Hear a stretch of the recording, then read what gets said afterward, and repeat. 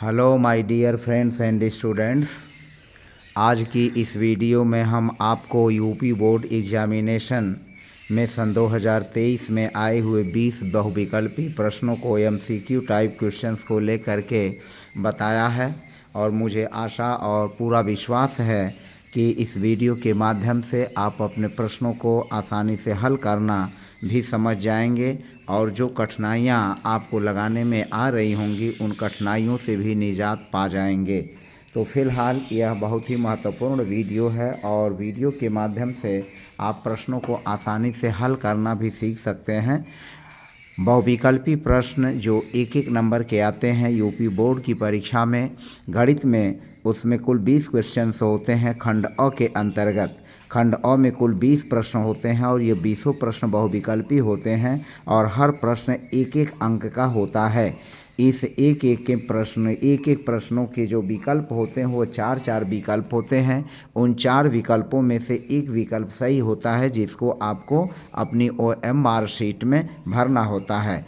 तो फिलहाल हम अपने इस वीडियो के माध्यम से आपको 20-20 प्रश्नों के बहुविकल्पी प्रश्नों को ले करके बताया है। तो फर्स्ट ऑफ ऑल पहले हम आज की इस वीडियो में 20 प्रश्न लिए हुए हैं और इन 20 प्रश्नों को हल करने का तरीका और उसको जितना संभव हो सका है कि सरल तरीके से और कम समय में हमारा प्रकरण हल हो जाए, जिससे हमें बोर्ड परीक्षा में समय की ज़्यादा से ज़्यादा बचत हो। तो आइए वीडियो को शुरू करते हैं और देखते हैं कि इन 20 प्रकार के प्रश्न को जो है आप आसानी से कैसे समझ सकते हैं। तो फिलहाल खंड अ में जो बहुविकल्पी प्रश्न है उस बहुविकल्पी प्रश्न का ये पहला प्रश्न है, जैसा कि आप स्क्रीन पे और थंबनेल के माध्यम से भी समझ गए होंगे। पहला प्रश्न है किन्हीं दो धनात्मक पूर्णांकों ए और बी के लिए कोई दो धनात्मक पूर्णांकों ए और बी के लिए पहला विकल्प है ए बराबर महत्तम समापवर्तक ए बी गुणे बी। दूसरा विकल्प है ए गुणे बी बराबर लघुत्तम समापवर्तक ए बी गुणा 1।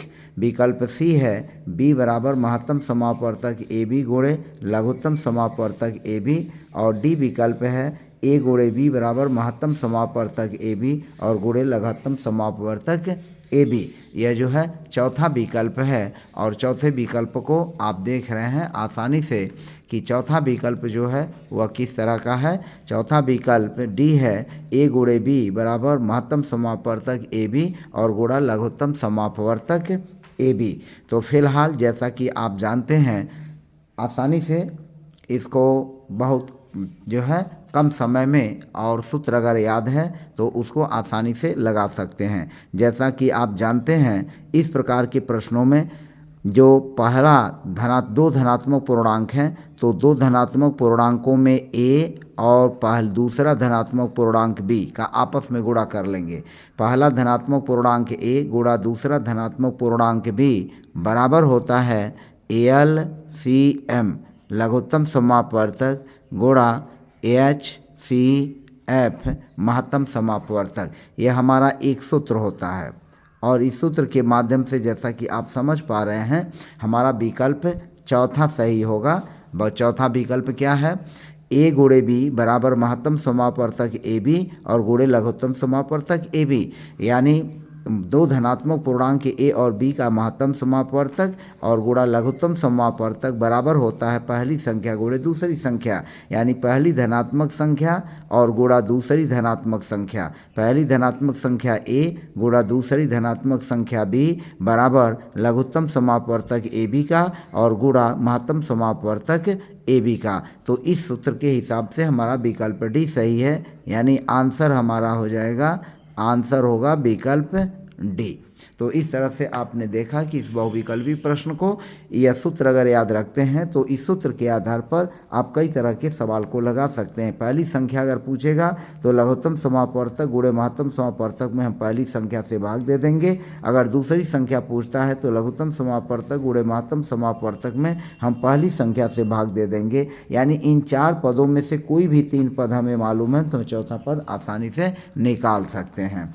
तो फिलहाल आपने देखा कि किन्हीं दो धनात्मक पूर्णांकों ए तथा बी के लिए हमारा विकल्प डी जो है चौथा सही है। ए गुणे बी यानी पहली धनात्मक संख्या गुणे दूसरी धनात्मक संख्या बराबर महत्तम समापवर्तक ए बी और गुणे लघुत्तम समापवर्तक ए बी का। अब आइए चलते हैं दूसरे प्रश्न पर। दूसरा प्रश्न देखिए क्या है।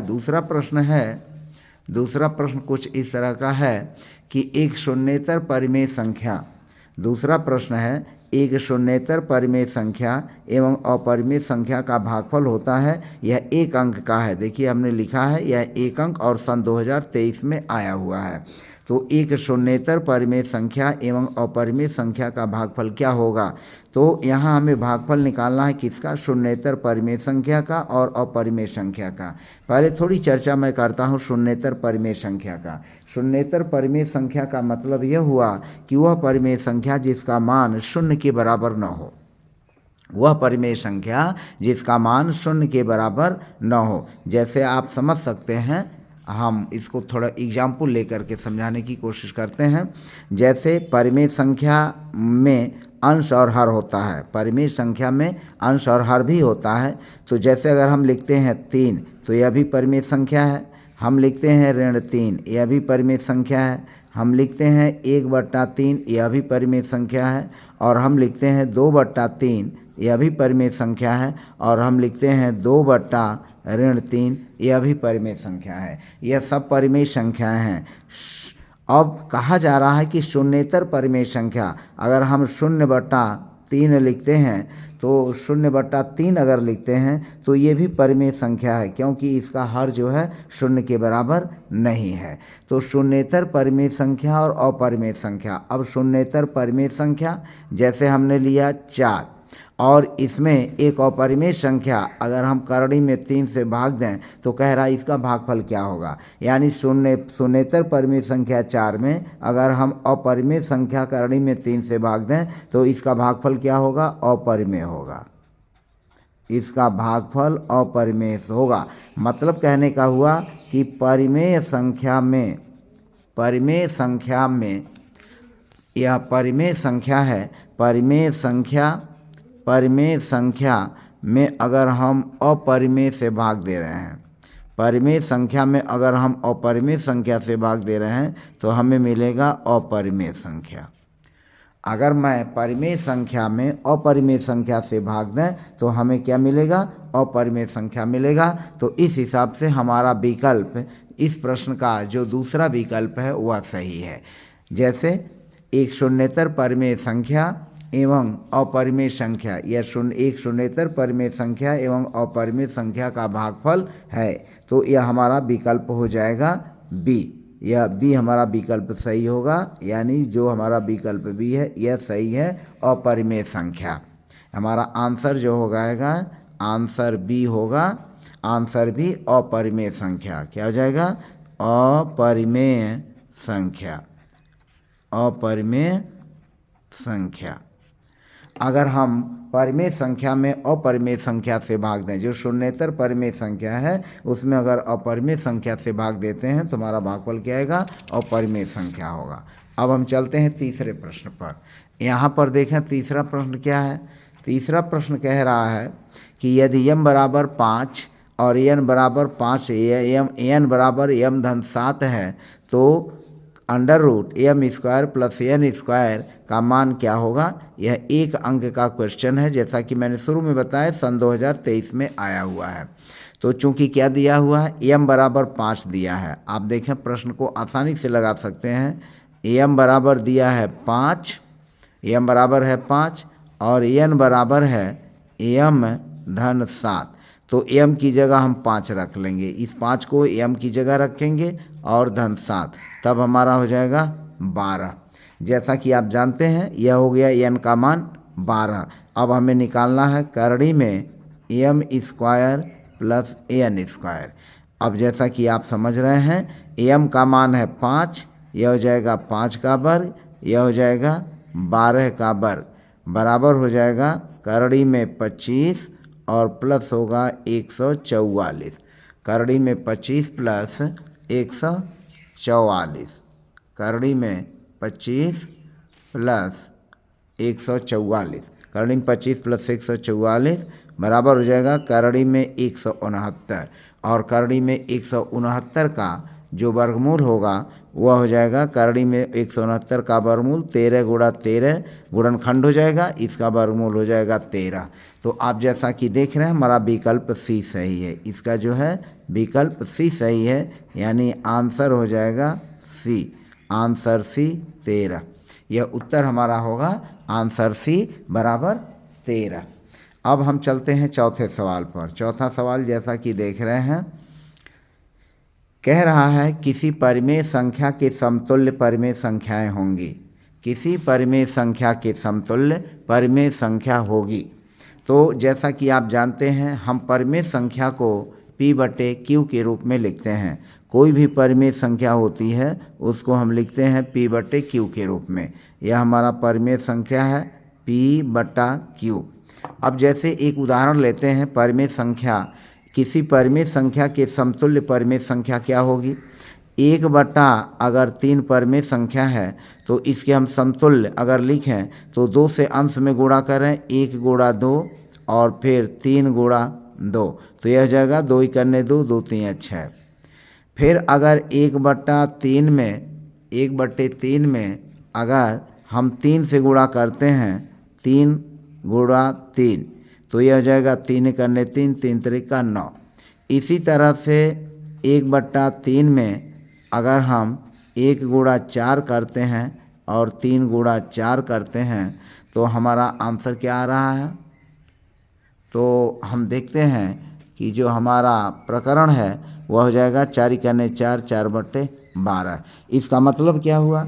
इसका मतलब यह हुआ कि किसी परिमेय संख्या के समतुल्य, समतुल्य का मतलब क्या होता है? बराबर। किसी परिमेय संख्या के बराबर कितनी परिमेय संख्याएं होती हैं? तो इसका जवाब है अनंत, इसका जवाब है अनंत। यानी अपरिमित रूप से हम एक परिमेय संख्या के समतुल्य अपरिमित परिमेय संख्याएं हम प्राप्त कर सकते हैं। तो हमारा आंसर क्या हो जाएगा? हमारा आंसर हो जाएगा आंसर डी, अनंत। परिमेय संख्या, किसी परिमेय संख्या के समतुल्य जो परिमेय संख्या होती है वो अनंत होती है। तो इस तरह से यह चौथा प्रश्न हुआ। अब हम चलते हैं अगले 5वें प्रश्न पर। बने रहिए वीडियो में और अगले 5वें प्रश्न को देखिए। 5वां प्रश्न क्या है? 5वां प्रश्न बहुत ही आसान है, बस केवल हमें इसके जो सिद्धांत हैं उन सिद्धांतों की हमें जानकारी रखनी है। यहाँ देखिए यह जो 5वां प्रश्न है वह 5वां प्रश्न क्या है?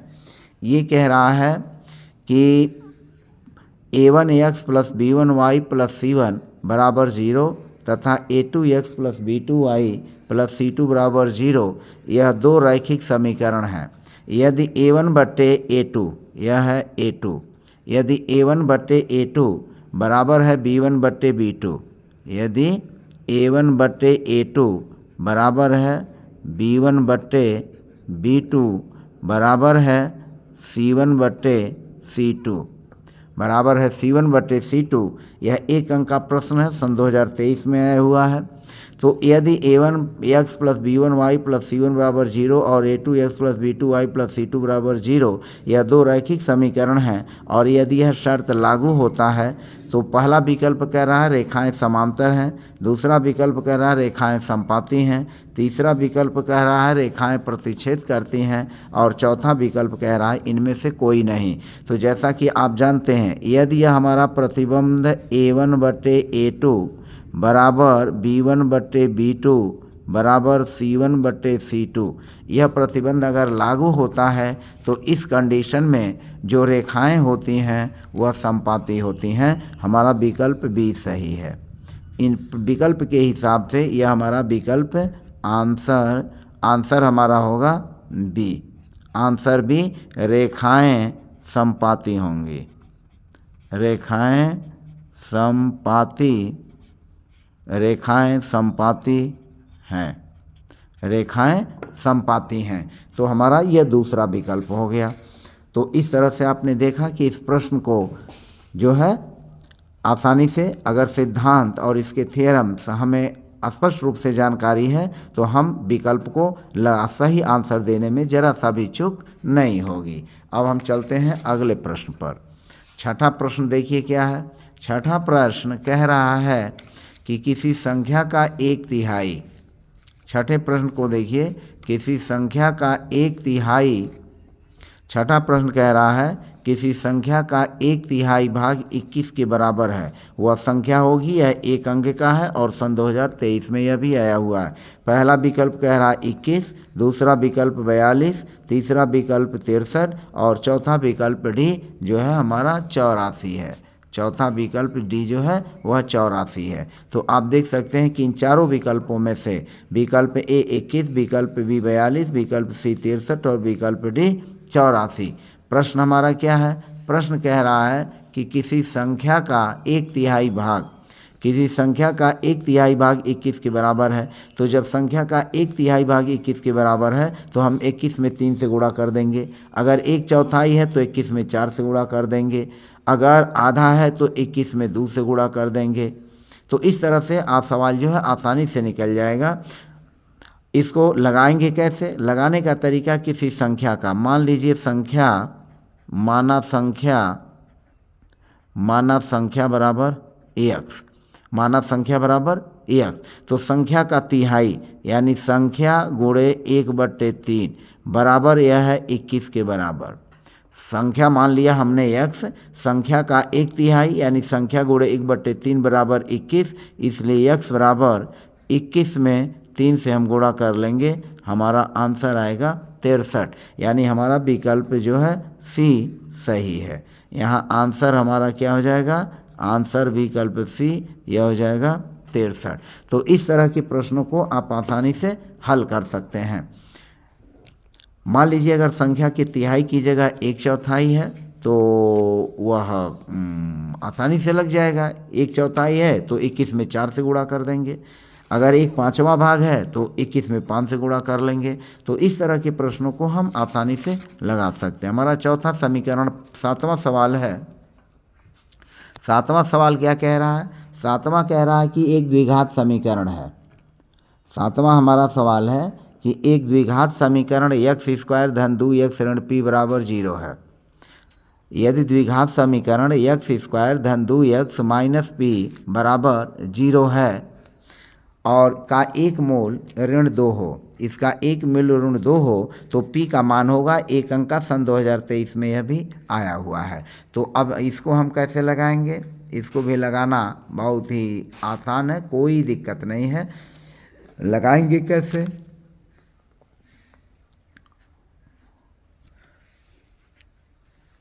यहाँ आप देख सकते हैं, कह रहा है यह द्विघात समीकरण, हमारा द्विघात समीकरण क्या है? x² plus 2x minus p बराबर 0 है। इस द्विघात समीकरण का एक मूल ऋण 2 है। तो चूंकि एक मूल ऋण 2 है तो यह ऋण 2 इस पूरे द्विघात समीकरण को संतुष्ट करेगा। यानी x की जगह हमें ऋण 2 रखना है। तो x बराबर क्या करेंगे? ऋण 2 रखने पर x बराबर ऋण 2 रखेंगे। इस पूरे द्विघात समीकरण में हम x की जगह ऋण 2 रखेंगे। तो x की जगह यहाँ ऋण 2 रखेंगे तो यह हो जाएगा ऋण 2 का वर्ग धन 2 और x की जगह ऋण 2 लिखेंगे। इस x की जगह ऋण 2 रखेंगे और फिर ऋण p बराबर है 0। अब इसको हम हल कर लेंगे और हल करके आसानी से लगा लेंगे। ऋण 2 का वर्ग करेंगे तो यह हो जाएगा 2 दूना 4 धन हो जाएगा और फिर धन का गुणा ऋण में करेंगे ऋण हो जाएगा। यह हो जाएगा 2 गुणे 2, 2 गुणे 2, 2 गुणे 2 और ऋण p बराबर हो जाएगा 0। 4 ऋण 2 का 2 में गुणा करेंगे 4, यह धन का गुणा ऋण में कर लेंगे, यह ऋण हो जाएगा। 2 का गुणा 2 में कर लेंगे 4 और ऋण p बराबर हो जाएगा 0। 4 में से 4 घटाएंगे 0, ऋण p बराबर 0, इसलिए p बराबर 0। तो आप देख सकते हैं कि जो p का मूल्य है वह 0 है। यानी हमारा विकल्प ए सही है। यह विकल्प ए सही है और हमारा आंसर हो जाएगा, आंसर ए जो होगा 0 होगा। आंसर ए क्या हो जाएगा? 0 होगा। तो इस तरह से यह द्विघात समीकरण, इस तरह के अगर प्रश्न आते हैं तो हम ऐसे ही रख करके x की वैल्यू रख करके और अज्ञात अचर या अज्ञात राशि का मान जो है हम आसानी से ज्ञात कर लेते हैं। अब हम चलते हैं अगले प्रश्न पर। अगला प्रश्न हमारा क्या है? अगला प्रश्न कह रहा है कि अगला प्रश्न कुछ निर्देशांक ज्यामिति से संबंधित सवाल है और यह कह रहा है x अक्ष पर स्थित एवं बिंदु 2 ऋण 5 तथा ऋण 2 9 से समदूरस्थ बिंदु के निर्देशांक होंगे। एक अंक का सन 2023 में यह भी सवाल आया हुआ है। तो अब इसको कैसे लगाएंगे? इसको लगाने के लिए हम मान लेंगे कि x अक्ष पर स्थित एवं बिंदु 2 ऋण 5 तथा ऋण 2 9 से समदूरस्थ बिंदु के निर्देशांक होंगे। अब इस सवाल को लगाने के लिए थोड़ा हमें समझने की ज़रूरत है। मान लीजिए कि x अक्ष पर यह बिंदु जो है x अक्ष पर बिंदु A है और जैसा कि आपको विदित होगा x अक्ष पर कोई भी अगर हम बिंदु लेते हैं तो उसका भुज हम मान लेते हैं और कोटि शून्य होती है। तो मान लीजिए x अक्ष पर स्थित बिंदु जो A है उसका भुज है A और इसकी कोटि हो जाएगी 0। आप ऐसे समझ सकते हैं। और फिर यह बिंदु P है, यह बिंदु P का मान है 2 ऋण 5 और यह बिंदु C का मान है ऋण 2 और 9। अब आप देख सकते हैं कि इस प्रश्न को लगाने के लिए हम क्या करेंगे, यह भुजा AP खींच लेंगे और भुजा AC भी खींच लेंगे। यह x अक्ष है, जैसे कि मान लीजिए यह x अक्ष है, हमने x अक्ष माना, हमारा मान लेते हैं कि यह मूल बिंदु है, यह मूल बिंदु है, यह y है, यह y डैश है, यह x डैश है और यह मूल बिंदु हमारा निर्देशांक 0 0 है। अब हमने मान लिया कि यहाँ से यहाँ तक यह बिंदु x अक्ष पर स्थित है, तो x अक्ष पर स्थित बिंदु का निर्देशांक हम मान लेंगे कि a और 0 है, यानी a हमारा वैल्यू नहीं मालूम है, तो a 0 हो गया। अब ये कह रहा है कि यह बिंदु a बिंदु P से उतनी ही दूरी पर है जितनी की दूरी पर बिंदु C है, यानी AP और AC आपस में बराबर हैं, यानी बिंदु A और P के बीच की दूरी बराबर है बिंदु A और C के बीच की दूरी। यानी इन दोनों बिंदुओं के बीच की हम दूरियां अगर निकाल लेते हैं तो हमें x अक्ष पर स्थित बिंदु का जो है समदूरस्थ बिंदु के निर्देशांक हम आसानी से निकाल लेंगे। अब हम देखते हैं कि यह x अक्ष पर स्थित बिंदु का निर्देशांक निकालने के लिए हम बिंदु AP बराबर क्या हो जाएगा, AP बराबर हो जाएगा AC, AP बराबर होगा AC, AP बराबर क्या हो जाएगा, AP बराबर हो जाएगा AC। और AP का मतलब हुआ कि यह दो बिंदुओं के बीच की दूरी है, तो हम क्या करेंगे, इसको ऐसे भी कर लेंगे, AP का वर्ग बराबर AC का वर्ग। और जैसा कि आप जानते हैं कि बिंदुओं के बीच की दूरी हम क्या करेंगे, कैसे निकालेंगे, यह निकालने के लिए हम क्या करेंगे, A में से A में से 2 को घटा लेंगे, तो A ऋण 2 का वर्ग हो गया धन, 0 में से ऋण 5 को घटा लेंगे तो 0 ऋण और ऋण हो जाएगा धन, 0 ऋण 5 का वर्ग बराबर हो जाएगा। A में से हम ऋण 2 को घटा लेंगे तो A ऋण और फिर यह ऋण है तो यह धन हो जाएगा, धन 2 का वर्ग और फिर धन 0 में से हम 9 को घटा लेंगे तो 0 ऋण 9 का वर्ग हो जाएगा। अब हम इसी को हल कर लेंगे, A ऋण 2 का वर्ग करेंगे तो यह हो जाएगा A स्क्वायर धन 2 दूनी 4 माइनस 2 गुणे पहला पद गुणे दूसरा पद, तो 2 दूनी 4 A हो जाएगा और धन 0 में 5 जोड़ेंगे 5 का वर्ग करेंगे, यह हो जाएगा 25। इसी तरह से यह A धन B का होल स्क्वायर करेंगे तो A स्क्वायर धन 2 दूनी 4 और धन 2AB सूत्र से 2 गुणे 2 गुणे A, तो 2 दूनी 4A और फिर धन 0 में से 9 घटाएंगे ऋण 9 और ऋण 9 का वर्ग कर लेंगे 81 हो जाएगा। अब जैसा कि समझ सकते हैं इस सवाल को आप आसानी से लें, A स्क्वायर में से यह A स्क्वायर कट जाएगा, यह 4 से 4 कट जाएगा और यह हो जाएगा ऋण 4A और 4A को पक्षांतर कर देंगे ऋण 4A बराबर 81 में से हम 25 को घटा लेंगे, यह हो जाएगा ऋण 8A बराबर 81 में से 25 घटाएंगे, यह आ जाएगा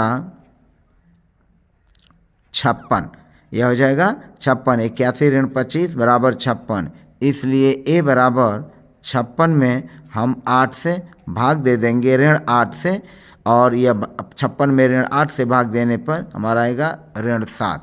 तो इस तरह से आप देख सकते हैं कि जो बिंदु का निर्देशांक होगा वह बिंदु का निर्देशांक क्या हो जाएगा, ऋण 7 और 0 हो जाएगा। यानी x अक्ष पर जो बिंदु प्राप्त हमें होगा वह बिंदु आप आसानी से देख सकते हैं कि जो x अक्ष पर बिंदु मिलेगा यह बिंदु ऋण 7 0 होगा, और ऋण 7 0 का मतलब हमारा विकल्प जो है बी सही है।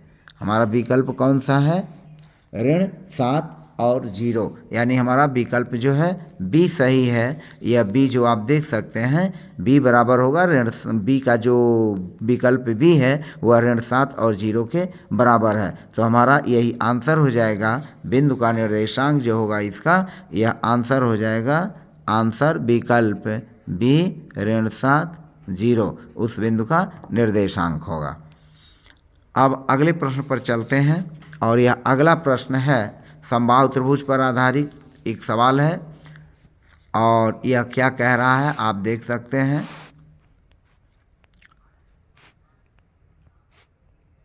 यह त्रिभुज ABC एक समद्विबाहु त्रिभुज ABC एक समबाहु त्रिभुज है। त्रिभुज ABC एक समबाहु त्रिभुज है जिसमें AB बराबर है AC। यह एक अंक का सवाल है और सन 2023 में आया हुआ है। तो आप देख सकते हैं कि यह जो दिया हुआ है ये कह रहा है कि त्रिभुज ABC एक समद्विबाहु त्रिभुज है। त्रिभुज ABC एक समद्विबाहु त्रिभुज है जिसमें AB बराबर है AC। यानी त्रिभुज इस तरह से है, यह त्रिभुज बना लीजिए, त्रिभुज ABC, यह त्रिभुज ABC है, समद्विबाहु त्रिभुज है जिसमें AB और AC बराबर है। तो हमारा 4 विकल्प है, कह रहा कोण B बड़ा है कोण C से, दूसरा विकल्प है कोण B छोटा है कोण C से, तीसरा विकल्प कोण B बराबर कोण C है, और चौथा विकल्प है D कोण B या तो C के बराबर है या तो C से छोटा है, जो यह निशान लगा हुआ है। तो चूंकि त्रिभुज समद्विबाहु है और समद्विबाहु में आप देख सकते हैं कि AB बराबर कह रहा है AC, AB बराबर क्या है AC, यानी जो भुजा AB है वह भुजा AC के बराबर है। तो जब भुजा AB और AC के बराबर है तो यह बिंदु और यह बिंदु यानी AA हम छोड़ लेंगे, बचेगा B। तो यह जो कोण B होगा वह कोण C के बराबर होगा। भुजा AB बराबर भुजा AC है तो A और A को छोड़ दीजिए, जो बचेगा कोण B यह आधार कोण होगा और कोण C यह आधार कोण होगा। यानी यह कोण B और यह कोण C यह दोनों आपस में क्या होंगे, बराबर होंगे, यह इसके बराबर होगा। तो जैसा कि आप समझ गए होंगे आसानी से, मुझे पूरा विश्वास है। फिलहाल आप चूँकि वीडियो में बने हुए हैं और वीडियो को बहुत ध्यानपूर्वक देख रहे हैं, इसलिए आप बधाई के पात्र हैं, और वीडियो में बने रहने के लिए हमारी तरफ से ढेर सारी शुभकामनाएं। और फिर हम अगले प्रश्न पर चलते हैं जो कि 10वां प्रश्न है। 10वां प्रश्न क्या है, ये त्रिभुज ABC में AB बराबर कह रहा 6 करड़ी में 3 सेंटीमीटर, AC बराबर है 12 सेंटीमीटर और BC बराबर है 6 सेंटीमीटर। तो कोण B का मान पूछ रहा है। यह भी एक अंक का सवाल है कि जो सन 2023 में बहुविकल्पी प्रश्न के रूप में आया हुआ है। तो इसको फिलहाल देखते हैं इस तरह के प्रश्नों को हम कैसे लगाते हैं। यह बहुत ही सिंपल है और बहुत ही आसान है। त्रिभुज ABC में AB बराबर है 6 करड़ी में 3 सेंटीमीटर, AC बराबर है 12 सेंटीमीटर और BC बराबर है 6 सेंटीमीटर। तो कोण B का मान पूछ रहा है।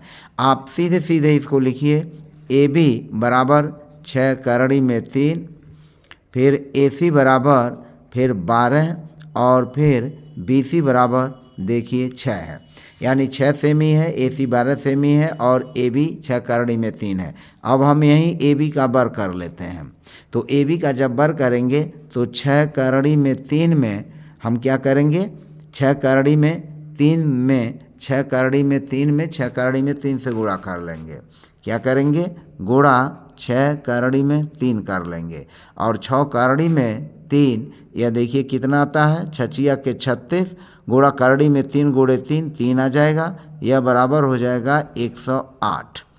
अब फिर आप चलिए AC का वर्ग कर लीजिए, यानी 12 गुणे 12 यह हो जाएगा 144। 144। और फिर हम BC को भी ले लेते हैं। BC का वर्ग हो जाएगा 6 गुणे 6 बराबर हो जाएगा 36। अब आप इस सवाल को लगाने के लिए हम क्या करेंगे, हम इस पर ध्यान देंगे। यह 108 है, यह 144 है और यह 136 है। यानी 108 में अगर हम 36 जोड़ें तो 144 के बराबर होगा। यानी जो AB का वर्ग है, इस AB के वर्ग में अगर हम BC के वर्ग को जोड़ते हैं, AB का वर्ग और BC का वर्ग अगर जोड़ते हैं तो 108 और धन BC का वर्ग 36, यह 144 है, जो कि AC के वर्ग के बराबर है, जो कि AC के वर्ग के बराबर है। तो इसका मतलब क्या हुआ, इसका मतलब यह हुआ कि जो AB का वर्ग और धन BC का वर्ग बराबर AC का वर्ग है, यानी AC सबसे बड़ी भुजा है और AC सबसे बड़ी भुजा होने के नाते हमारा फिगर कुछ इस तरह का बनेगा। इसको समझने की कोशिश करिए। यह जो है कुछ इस तरह का बनेगा। यह A हो जाएगा, यह मान लीजिए B हो जाएगा, यह हो जाएगा C। सबसे बड़ी भुजा AC है, तो चूंकि यह बराबर आ रहा है AC के, तो AC के सामने का जो यह कोण है, यह कोण B बराबर होगा 90 डिग्री। कोण B बराबर क्या हो जाएगा 90 डिग्री। यह बौधायन पाइथागोरस प्रमेय पर आधारित सवाल है। यानी कर्ण का वर्ग जो होता है, आप जानते हैं कि कर्ण का वर्ग बराबर होता है शेष दो भुजाओं यानी लंब का वर्ग और धन आधार के वर्ग के बराबर। तो उस कंडीशन में हमारा यह जो कोण होता है, कोण भी 90 डिग्री होगा। तो इस तरह से आप देखें कि हमारा विकल्प कौन सा सही है, विकल्प B सही है। B जो है वह 90 डिग्री के बराबर है, तो हमारा विकल्प B सही हुआ। तो इस तरह का प्रश्न अगर हम बोर्ड की परीक्षा में आता है तो इस तरह के प्रश्न को जो है हम आसानी से हल कर सकते हैं। उसमें सबसे तीनों भुजाओं का वर्ग कर लेंगे और वर्ग करने के बाद जैसे इसमें AC सबसे बड़ी भुजा है, तो सबसे बड़ी भुजा का वर्ग बराबर होगा शेष दोनों छोटी भुजाओं के वर्गों के जोगफल के। अगर बराबर आता है तो वह त्रिभुज हमेशा समकोणी होगा, यानी कोण उसका एक कोण 90 डिग्री होगा। प्रश्न के हिसाब से हम उसको कर लेंगे कि कोण A 90 होगा कि कोण B 90 होगा कि कोण C 90 होगा, लेकिन एक कोण समकोण अवश्य होगा और ऐसे त्रिभुज को हम समकोणी त्रिभुज कहते हैं। अब आगे चलते हैं। 11वां सवाल देखिए। यह 11वां सवाल है समबाहु त्रिभुज पर, और ये कह रहा है कि एक समबाहु त्रिभुज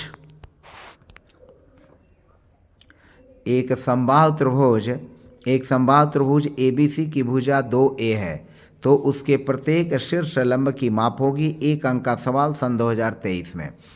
एक समबाहु त्रिभुज हम लेते हैं कि जैसे यह समबाहु त्रिभुज बना लेते हैं और समबाहु त्रिभुज पर बना करके इसको लगाते हैं।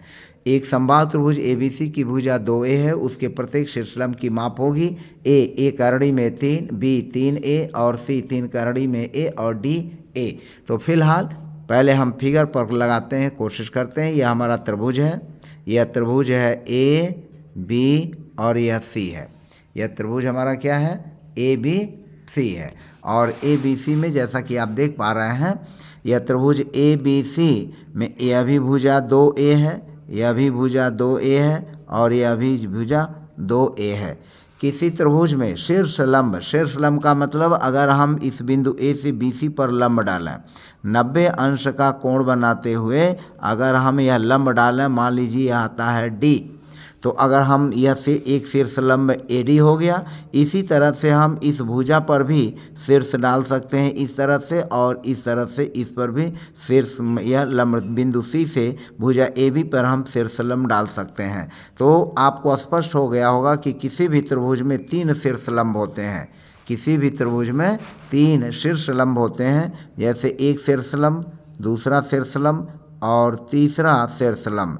यह ABC, यह AD, फिर BE, AD शीर्ष लंब, BE शीर्ष लंब और CF शीर्ष लंब। यह 3 शीर्ष लंब हुए और तीनों शीर्ष लंब एक ही बिंदु पर काटते हैं। तो फिलहाल हमें इस शीर्ष लंब के आधार पर, हमें इस प्रश्न के आधार पर हमें इस शीर्ष लंब AD का मान ज्ञात करना है। चूँकि हमने A से BC पर शीर्ष में लंब डाला है और यह तीनों भुजाएं आपस में बराबर हैं, यानी समबाहु त्रिभुज है। तो समबाहु त्रिभुज की कंडीशन में जो BD होगा वह 2A का आधा हो जाएगा। इस पूरी लंबाई का आधा हो जाएगा, 2A/2 बराबर हो जाएगा A। और तब हम बौधायन पाइथागोरस प्रमेय के सूत्र का उपयोग करके हम AB का मान निकाल सकते हैं।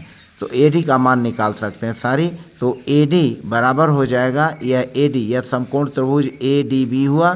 तो समकोण त्रिभुज ADB में जब हम AD निकालेंगे तो यह कर्ण AB है। तो कर्ण AB के वर्ग में से हम आधार BD के वर्ग को घटा देंगे, और तब हमारा ये मान आसानी से निकल जाएगा।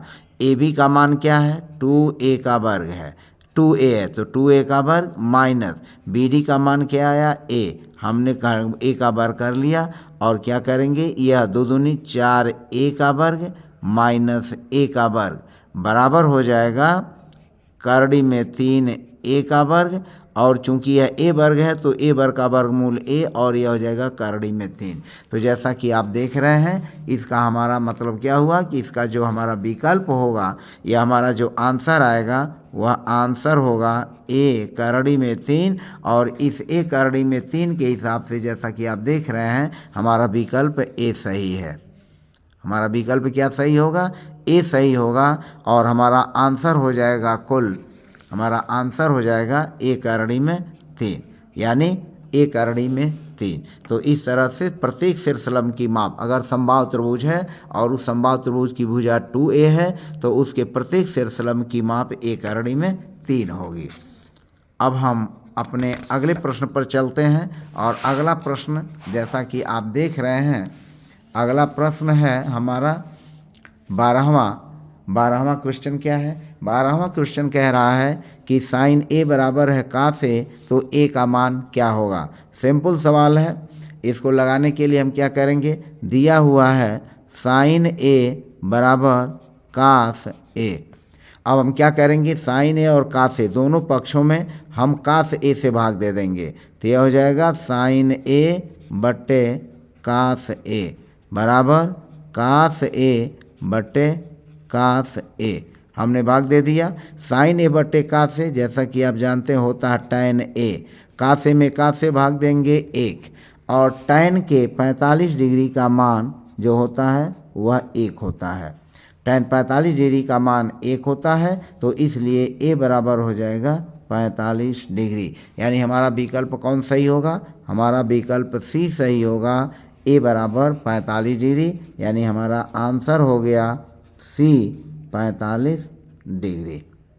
हमारा आंसर C जो होगा वो क्या हो जाएगा? 45 डिग्री हो जाएगा। यह जो है हमारा आंसर यह हो जाएगा, आंसर C बराबर 45 डिग्री।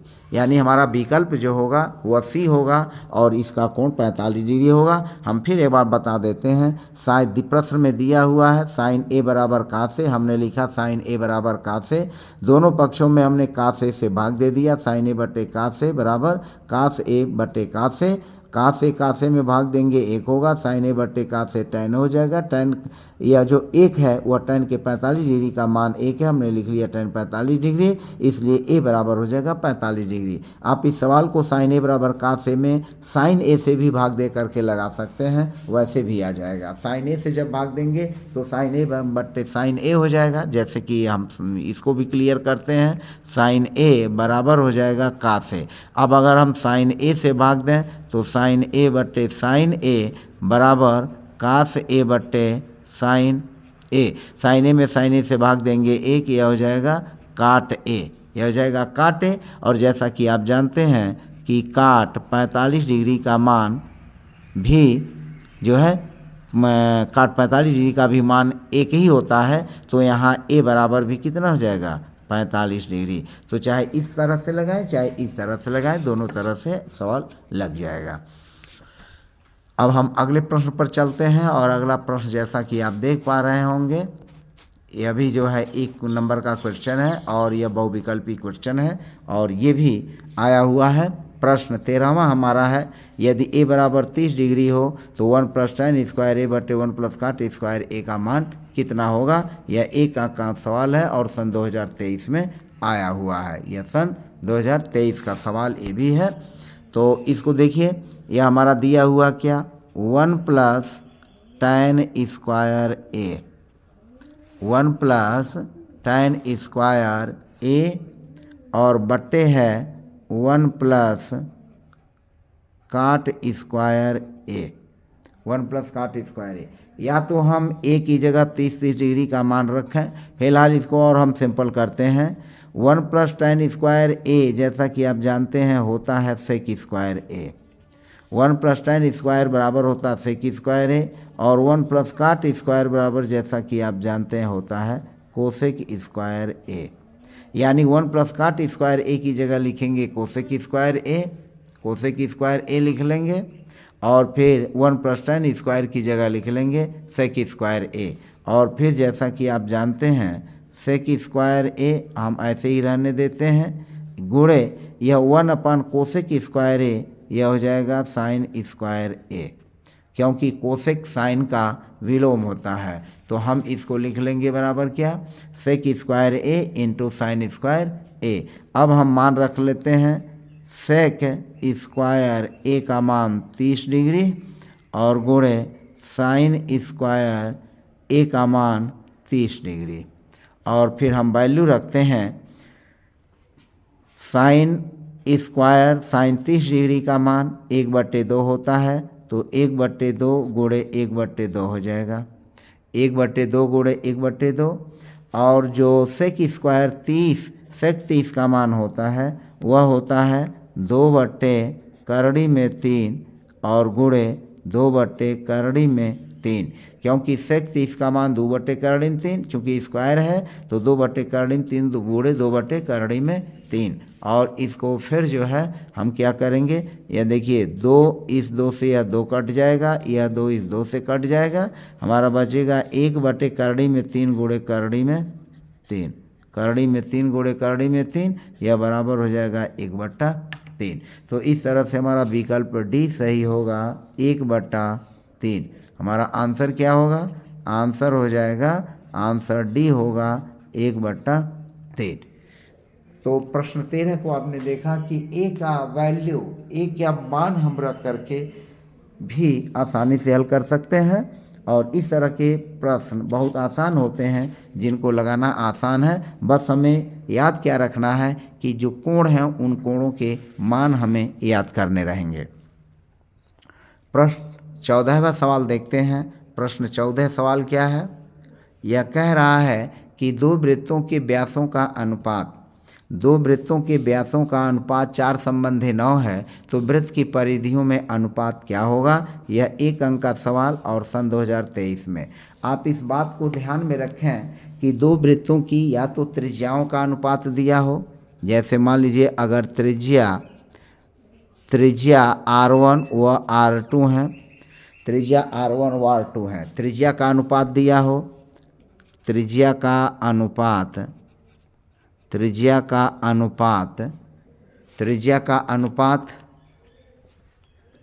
दिया है। अगर त्रिज्या का अनुपात दिया है, त्रिज्या का अनुपात दिया है, या व्यास मान लीजिए व्यास जो है D1 व D2, व्यास का अनुपात दिया है, व्यास का अनुपात दिया है, तो जो परिधि का अनुपात हम निकालेंगे, परिधि का अनुपात,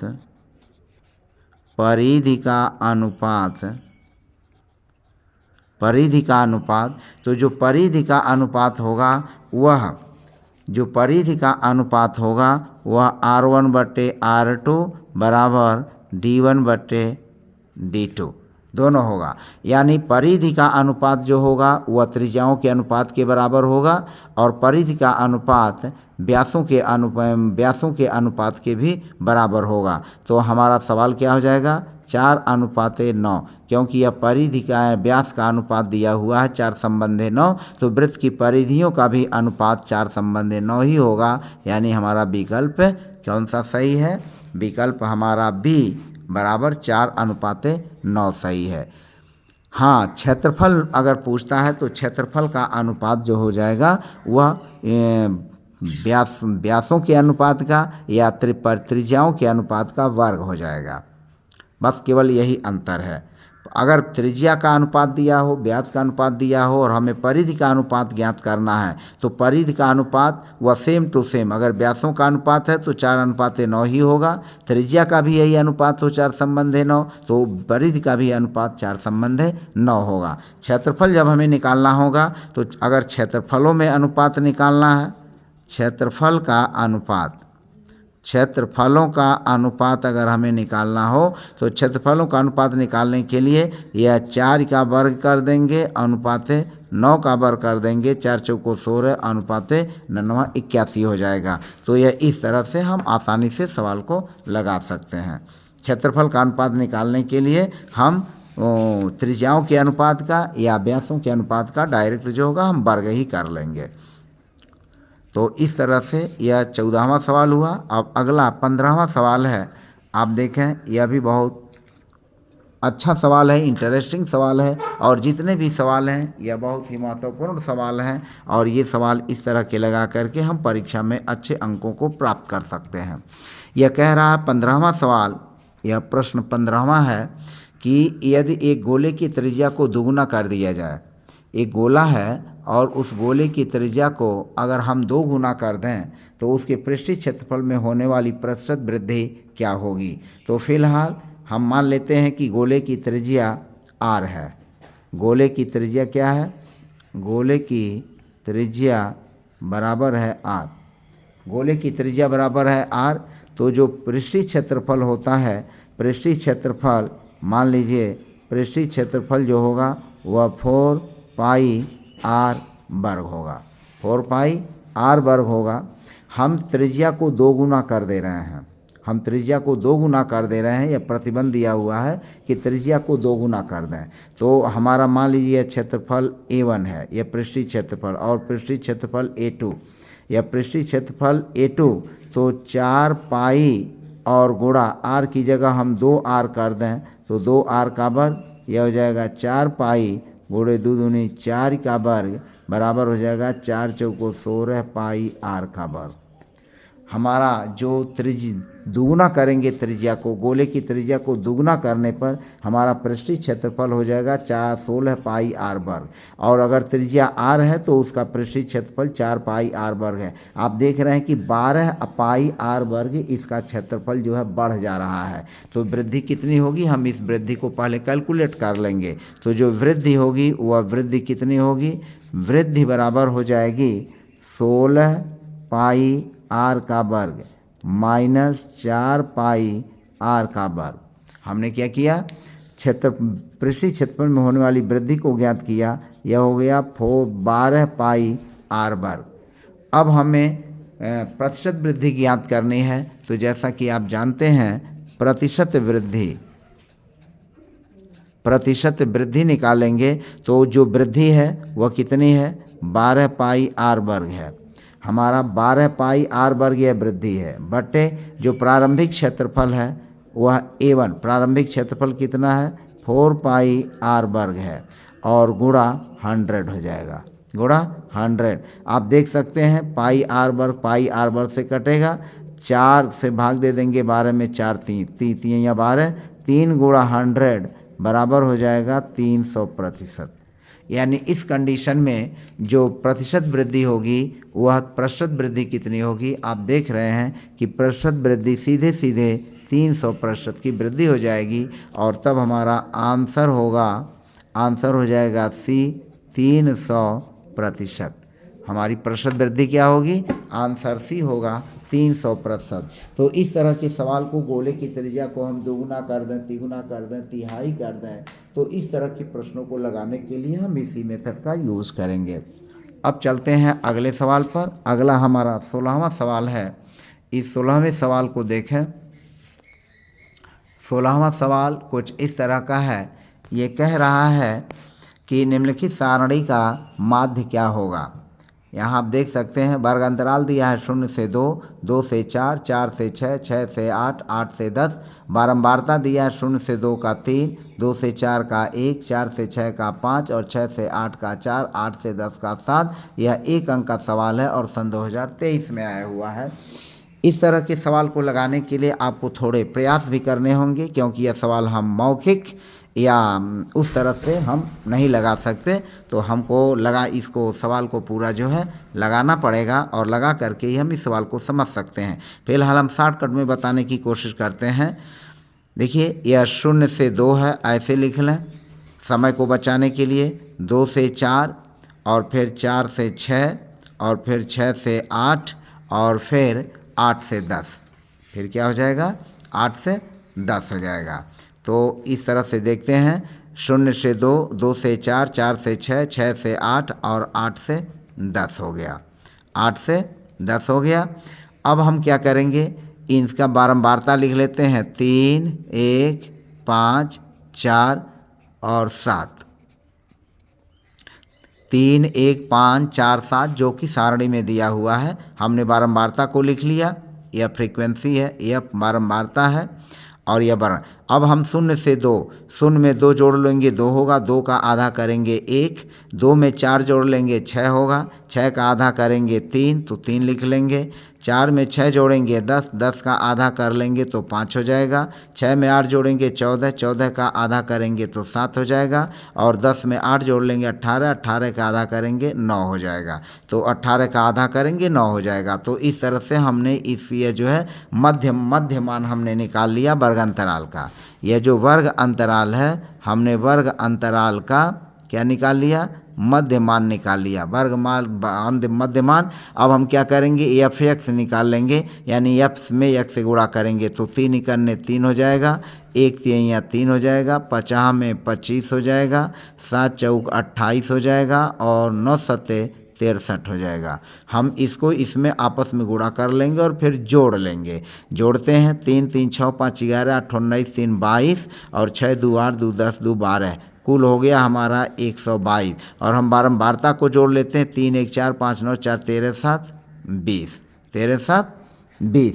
तो इस तरह से यह जो एफ एक्स है इसको हम लिखते हैं सिग्मा एफ एक्स और इसको लिखते हैं सिग्मा एफ, जो हमारा बारंबारता है। बारंबारताओं का योग सिग्मा एफ बराबर हो गया 20, सिग्मा एफ एक्स जो हमने एफ एक्स गुणा किया है उसका जोड़ 122 हो गया। और इस तरह से हम इस सवाल को आसानी से लगा लेंगे। अब हमारा जो होगा समांतर माध्य, समांतर माध्य क्या हो जाएगा, समांतर माध्य बराबर सिग्मा एफ एक्स में सिग्मा एफ से भाग दे देंगे, 122 में 20 से भाग देंगे और यह भागफल आपका कितना जाएगा, 2 छक्के 12, 2 इक्याने 2 61। चूँकि 1 शून्य है, 1 अंक के बाद दशमलव हो जाएगा तो यह कुल आएगा 6.1। और जैसा कि आप देख रहे हैं यह जो विकल्प डी है, यह विकल्प डी 6.1 ही है। यानी इस तरह से जो हमारा आंसर होगा वह आंसर डी होगा और ये कितना आएगा, 6.1 आएगा। तो इस तरह से 6.1 जो है समांतर माध्य होगा, यानी माध्य होगा इस सारणी का। अब चलते हैं अगले सवाल पर और अगला सवाल देखिए क्या है। ये बहुलक, बाध्य और माध्यक पर यह सवाल है।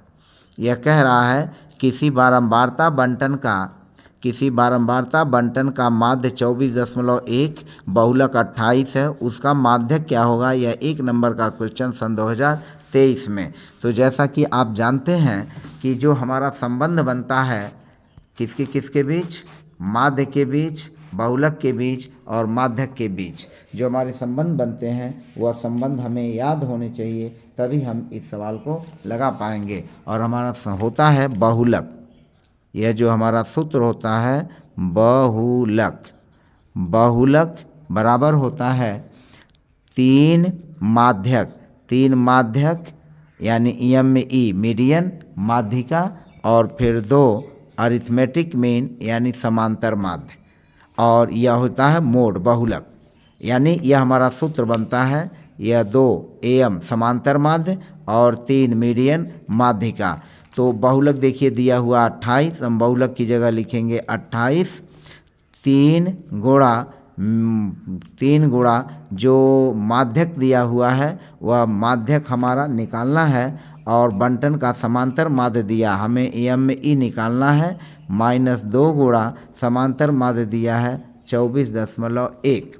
24.1 तो 24.1 हो जाएगा। 28 धन हम इसको पक्षांतर कर लेंगे और यह हो जाएगा 48। 24 दूनी 48.2। 48.2 बराबर हो जाएगा 3 ME। अब हम इसको कैलकुलेट कर लेंगे और कैलकुलेट करने पर जो हमारा आएगा वही होगा, यानी बहुलक बराबर होता है 3 गुणे माध्यक -2 गुणे समांतर माध्य। अब हम इसको जोड़ लेंगे, यह हो जाएगा 0.2, 8 8 16, 4 2 6 और 1 7, 76.2 बराबर हो जाएगा 3 ME।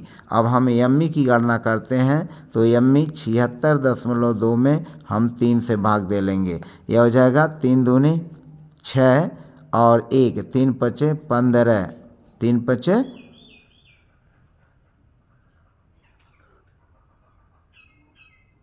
पचे 15 और फिर यह हो जाएगा 3 पचे 15 और 3 चौक 12। तो जैसा कि आप देख रहे हैं मीडियन जो आया हमारा 25.4 हुआ, और 25.4 का मतलब हुआ हमारा विकल्प जो C है वह C सही है, और विकल्प C कितना है 25.4, यानी हमारा जो माध्यक हुआ ME का मतलब माध्यक जिसको हम माध्यिका भी कहते हैं, तो माध्यक हमारा हो गया 25.4 और हमारा यही विकल्प सही होगा। कौन सा सही होगा? Answer C।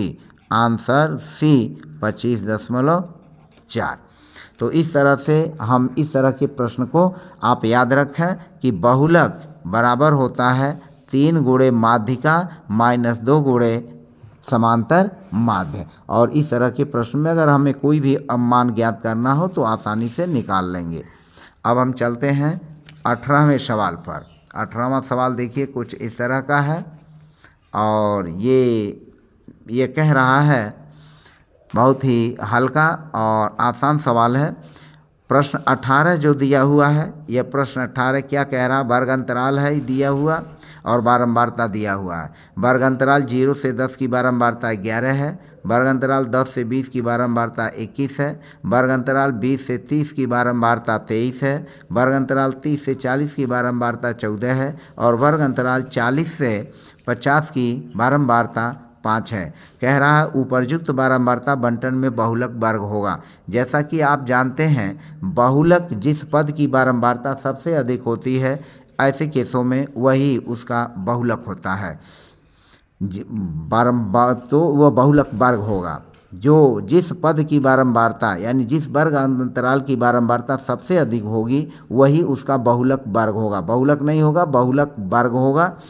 तो इस पद में अगर हम इस प्रश्न में अगर देखें तो वर्ग अंतराल 20 से 30, जो वर्ग अंतराल 20 से 30 है, इस वर्ग अंतराल 20 से 30 की बारंबारता है 23, यानी इसकी बारंबारता सबसे अधिक है। तो जो बहुलक वर्ग होगा, जो बहुलक वर्ग होगा, बहुलक वर्ग या बहुलक वर्ग जो होगा 20 से 30 होगा।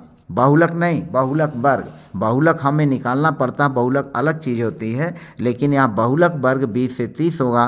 तो जो हमारा विकल्प है वह विकल्प B सही है, 20 से 30। हमारा आंसर क्या हो जाएगा? आंसर B हो जाएगा 20 से 30, यह बहुलक वर्ग हो जाएगा।